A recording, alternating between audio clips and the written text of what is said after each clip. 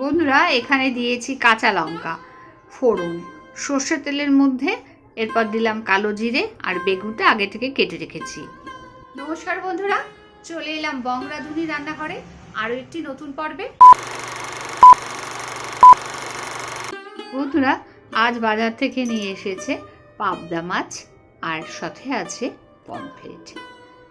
এবার আজকে আপনাদের সঙ্গে আমি শেয়ার করব দুটো মাছই কিভাবে রান্না করছি, দুটো রেসিপি আপনাদের সঙ্গে আজকে শেয়ার করছি। পমফ্রেট মাছগুলোকে ভালো করে ধুয়ে পরিষ্কার করে নিয়েছি, সাথে পাবদাটাও। এইবার ভালো করে ধুয়ে নেওয়ার পর প্রথমে নুন আর হলুদ ভালো করে পরিমাণে দিয়ে দিচ্ছি, আর নুন হলুদটা ভালো করে মাখিয়ে নিতে হবে। প্রত্যেকটা মাছে যাতে সমানভাবে নুন হলুদটা মাখানো হয়, তাই জন্য ওপর নিচ করে ভালো করে নেড়েচেড়ে দেখে নিতে হবে প্রত্যেকটা মাছ ভালো করে নুন হলুদ মাখিয়ে নেব।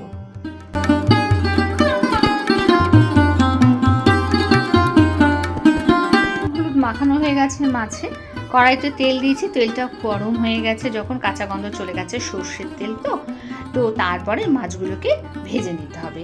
প্রত্যেকটা মাছ একটা একটা করে ভেজে তুলে নিলাম। একটা মশলা তৈরি করব, পোস্ত, কালো সর্ষে, সাদা সর্ষে আর এই কাঁচা পাকা লঙ্কা। কড়াতে তেল দিয়েছি, মাছ ভাজার তেল, যেটা মাছগুলো ভেজে তুলে নিয়েছি, তারপরে যে তেলটা ছিল তার মধ্যে আরেকটু তেল দিলাম, দিয়ে দিচ্ছি কালো জিরে।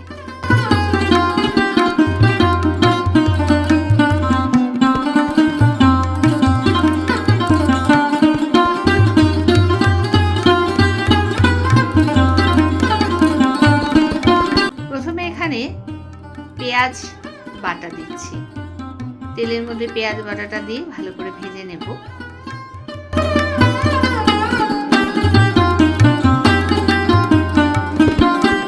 যখন পেঁয়াজটা ভাজা হয়ে গেছে ঠিক তারপরেই দিয়ে দেবো টমেটো, বেটে নিয়েছিলাম একটা গোটা টমেটো, সেটা।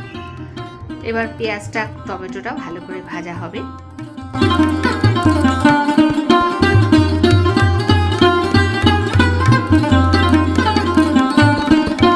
এখানে দিয়ে দিচ্ছি নুন, হলুদ, মশলাটা ভালো করে ভেজে নেব।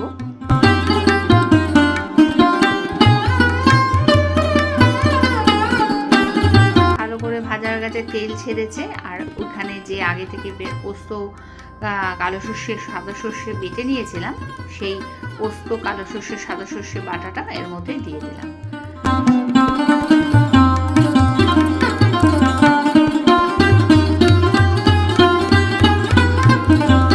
মিক্সির পাত্র ধোয়া জলটাও দিয়ে দিলাম।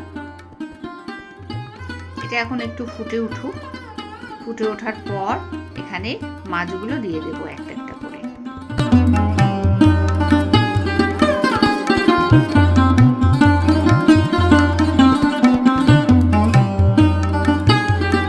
সব মাছগুলো দিয়ে দিয়েছি, মাছগুলো ফুটে উঠবে ঝোলের মধ্যে, এপিট ওপিট করে উল্টে দেবো।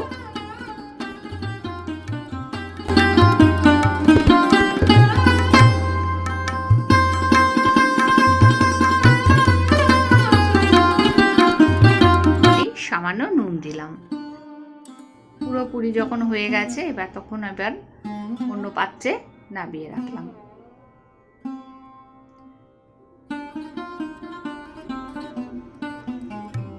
এরপর কড়াই ধুয়ে পরিষ্কার করে নিয়েছি। আজকে একটা টিপস বলে দিই, যে কোনো রান্না করার পর কড়াইটা ধুয়ে পরিষ্কার করে নিয়ে তারপরে যদি আরেকটা রান্না বসান, তাহলে কিন্তু কড়াইটা বেশি পড়ে না।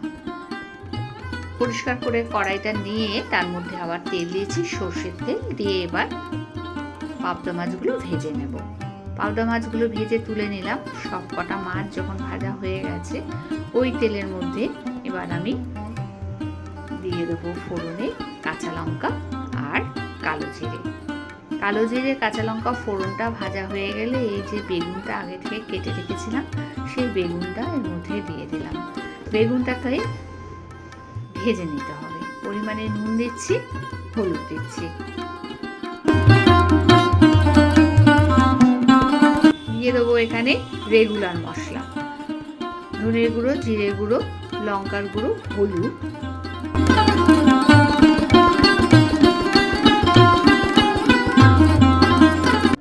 একটু জল দিলাম, কারণ মশলাটা পুড়ে যাবে আর মিশতে সুবিধা হবে জল দিলে। তাই একটু জল দিয়ে মশলাটাকে ভালো করে মিশিয়ে নিয়ে একটু ভেজে নেব। মশলাটা কিন্তু মিশতে মিশতে ভাজতে ভাজতে কিন্তু বেগুনটা সেদ্ধ হয়ে গেছে। আর বেগুনটা যখন সেদ্ধ হয়ে যাবে সেই সময় মাছগুলো দিয়ে দিতে হবে। ভেজে রাখা পাবদা মাছ ওখানে আমি দিয়ে দিলাম। এবার একটুখানি ফুটে উঠবে, এপিট ওপিট একটু নাড়াচাড়া করে নিলে কিন্তু আজকে আমার এই পাবদা মাছটা রেডি হয়ে গেছে।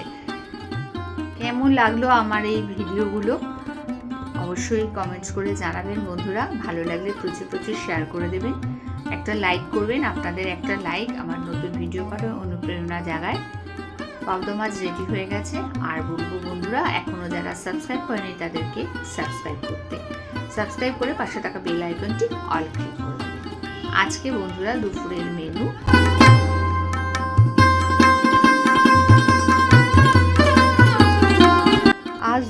মেনু ভাত, পোস্ত পমফ্রেট আছে, পাবদা বেগুন।